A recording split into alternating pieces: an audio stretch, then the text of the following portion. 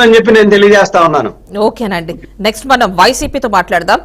రామారావు గారు, రామారావు గారు నమస్తే అండి. జగన్ అరెస్ట్ తప్పదు అంటున్నారు, మీరు ఎలా స్పందిస్తారు ఈ అంశంలో?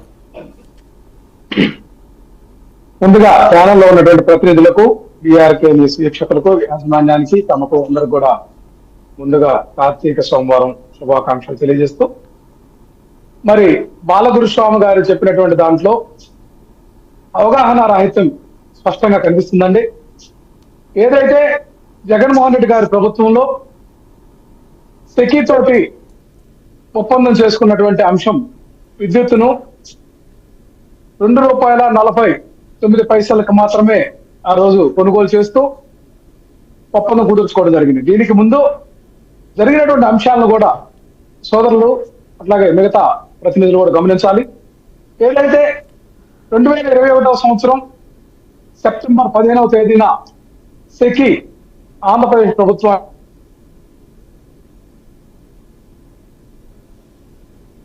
రామారావు గారు మీ వాయిస్ వినిపించట్లేదండి, మ్యూట్ లో ఉందేమో, ఒక్కసారి చెక్ చేసుకోండి. పవర్ సెక్రటరీ ఎవరైతే శ్రీకాంత్ గారు ఉన్నారో వారి ఆధ్వర్యంలో ఒక కమిటీ నియమించి నెల రోజుల పాటు ఆ యొక్క విషయాలన్నిటిపైన అధ్యయనం చేసి ఆ రోజు రాష్ట్ర మంత్రిగా ఉన్నటువంటి బాలినేని శ్రీనివాసరెడ్డి గారికి నోట్ ఫైల్ అప్రూవల్ చేసిన తర్వాత కేబినెట్ మీటింగ్ పెట్టడం జరిగింది. మరి బాలినేని శ్రీనివాసరెడ్డి గారు ఉదంతం కూడా చెప్తున్నారు, ఈ రోజు ఆయన కూటమిలో భాగస్వామ్య పార్టీ అయినటువంటి జనసేనలో చేరిన తర్వాత చెబుతున్నటువంటి మాటలను మిత్రులు వాళ్ళు ప్రస్తావిస్తా ఉన్నారు. మరి దాంట్లో ఏమాత్రం వాస్తవం ఉందనేది కూడా మనందరం కూడా గమనించాల్సినటువంటి ఆవశ్యకత ఉంది. ఏదైతే నిజంగా ఆ రోజు కనుక విద్యుత్ ఒప్పందాల్లో ఈ రాష్ట్ర ప్రభుత్వానికి సంబంధించినటువంటి అంశంలో మంత్రిగా ఉన్నటువంటి బాలినేని శ్రీనివాసరెడ్డి గారు ఆ రోజు కనుక నిజాయితీగా కనుకుంటే ఆ రోజే ప్రభుత్వాన్ని ఆ రోజు ఉండాల్సింది. ఆ రోజే మంత్రివర్గం నుంచి కూడా వైద్యులు కూడా ఉండాల్సింది. నీకు నచ్చని అంశం ఉంటే తర్వాత మంత్రిగా కూడా కొనసాగా తర్వాత కూడా ఈ యొక్క వైఎస్ఆర్ కాంగ్రెస్ పార్టీ తోటి ఉండి ఆ ఎన్నికల్లో ఏదైతే 2024 ఎన్నికల్లో కూడా ఒంగోలు అసెంబ్లీ నుంచి కూడా పోటీ చేసినటువంటి వ్యక్తి ఈ రోజు మాట మార్చిన దాన్ని కూటమి మిత్రులు వాళ్ళ యొక్క స్వార్థం కోసం ఎన్ని కూడా వినియోగించుకుంటారు తప్ప వాస్తవం లేదు. సెకీ అంశానికి వస్తే సెకీ అనేది యొక్క కేంద్ర ప్రభుత్వం యొక్క సంస్థ కాబట్టి ఇది భారతీయ జనతా పార్టీ ఎన్డీఏ కూటమి ప్రభుత్వం హయాంలో ఆ రోజు పవన్ కళ్యాణ్ గారు కూడా ఆ కూటమిలో భాగస్వామిగా ఉన్నారు. మరి ఈ రోజు తెలుగుదేశం కూడా ఆ కూటమిలో చేరింది. మరి వీళ్ళు కేంద్ర ప్రభుత్వాన్ని ఎందుకు ప్రశ్నించడం లేదంటే వాళ్ళ యొక్క భయాందోళన, స్వార్థపరిత మోడీని ప్రశ్నించే దమ్ము ధైర్యం ఈ యొక్క ఆంధ్రప్రదేశ్ పబ్లిక్ గా తెలిసిన అంశం, వెనుక వైపు జరిగిన అంశం జగన్ తో ఒప్పందం అంటే మీకు వచ్చినటువంటి 1750 కోట్ల రూపాయల వాట్ ఎవర్ దానికి ముడుపులు అనండి ఏదైనానండి. సో ఇది లీగల్ గా జరిగింది కాబట్టి కాబట్టి ఇప్పుడు ఇష్యూ అంటున్నారండి. సెకీ అనేటువంటి సంస్థ కేంద్ర ప్రభుత్వ సంస్థ. ఆ సంస్థ ఎవరు అదుపాజ్ఞలో ఉంటుందనేది అందరికీ ఈ యొక్క భారతదేశ ప్రజలకు తెలుసు. అట్లాగే అమెరికా దర్యాప్తు సంస్థ ఏదైతే చెప్పిందని చెప్పి అది కేవలం జగన్మోహన్ రెడ్డి గారికి ఆపాదిస్తూ మాట్లాడుతున్నటువంటి అంశాన్ని కూడా చట్టపరిధిలో ఆలోచిస్తే ఒక దేశం ఇతర దేశానికి సంబంధించినటువంటి సంస్థ భారతదేశం కేంద్ర ప్రభుత్వానికి సంబంధం లేకుండా, విదేశాంగ శాఖకు సంబంధం లేకుండా నేరుగా ఆంధ్రప్రదేశ్ లో గత ప్రభుత్వంలో జరిగినటువంటి విషయాల మీద ఖచ్చితంగా దర్యాప్తు చేస్తుంది, జగన్మోహన్ రెడ్డి మీద కేసులు పెడుతుందని చెప్పి వీళ్ళు పాట పాడటం అనేది వీళ్ళ యొక్క మీడియా సంస్థలు కానీ వీళ్ళ యొక్క పత్రికలు కానీ భజన పత్రికలన్నీ కూడా ఈ రోజు ఊకదంపుడు ఉపన్యాసాలు కానీ కాదండి. ఇప్పుడు కాదండి రామారావు గారు ఎందుకు ఎక్కువ పెట్టి కొనాల్సి వచ్చింది అది చెప్పండి. ఎక్కడ ఎక్కువ పెట్టామండి? 450 పైసలు పెట్టి చంద్రబాబు నాయుడు గారు కొన్నటువంటి విద్యుత్ ఒప్పందం కాదని చెప్పి అత్యంత తక్కువ ధరకు ఏదైతే ట్రాన్స్మిషన్ ఛార్జీలు, ఇంటర్నల్ స్టేట్ ట్రాన్స్మిషన్ ఛార్జెస్ కూడా లేకుండా ఈ యొక్క రాష్ట్ర ప్రభుత్వం కొనుగోలు ఒప్పందం కుదుర్చుకొని ప్రతి సంవత్సరం కూడా 3000 కోట్లకు పైగా ఈ యొక్క రాష్ట్ర ప్రభుత్వానికి ఏదైతే చంద్రబాబు నాయుడు ఒప్పందాన్ని ఈ యొక్క రాష్ట్ర ప్రభుత్వం కుదుర్చుకున్నటువంటి నూతన ఒప్పందాన్ని కనుక జగన్మోహన్ రెడ్డి గారి ప్రభుత్వం యొక్క నూతన ఒప్పందాన్ని కనుక బేరీ చేసుకుంటే ఈ రాష్ట్రానికి 3000 కోట్లకు పైగా మిగులుదల కనిపిస్తా ఉంది.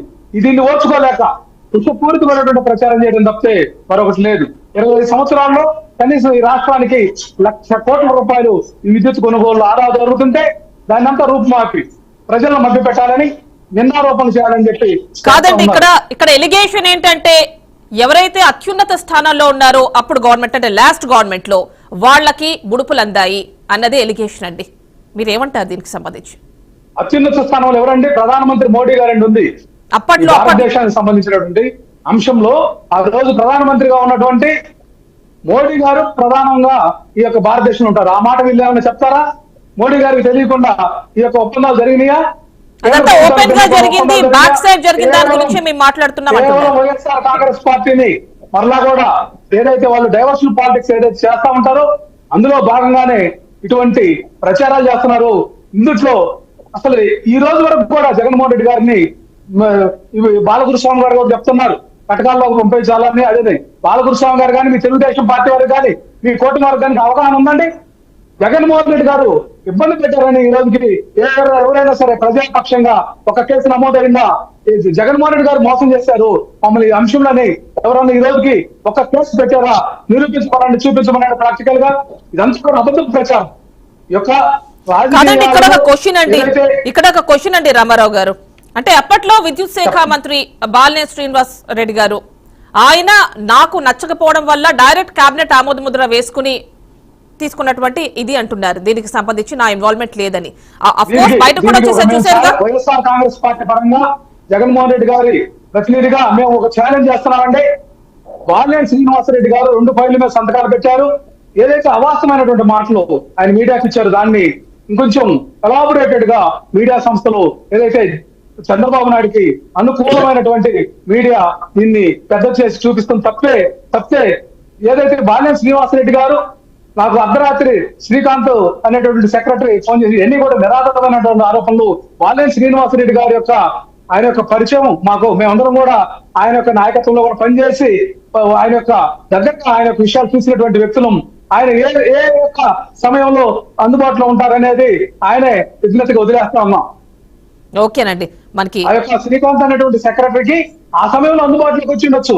అది ఆయన మర్చిపోయి ఈ రోజు మాట్లాడి కేవలం జగన్మోహన్ రెడ్డి గారి యొక్క ఆయన యొక్క రాజకీయ ఏదైతే ప్రతిష్టను దెబ్బతీయాలని చెప్పి కంకణం కట్టుకొని ఏదైతే ఒప్పందం చేసుకుని కూటమిలో చేరాడే దానికి న్యాయం చేయడానికి బాలినేని శ్రీనివాసరెడ్డి గారు పోరాడుతున్నారు తప్ప యథార్థమైనటువంటి విషయాల పట్ల ఆయనకు న్యాయబద్ధమైనటువంటి అంశాల్లో ఏమాత్రం కూడా విలువలతో కూడినటువంటి రాజకీయాలకు ఆయన ఏమాత్రం కూడా అవకాశం కానీ ఆయన అనుసరించట్లేదనేది అర్థమవుతా ఉంది. ఓకేనండి, మనం ఒక్కసారి జనసేన నుంచి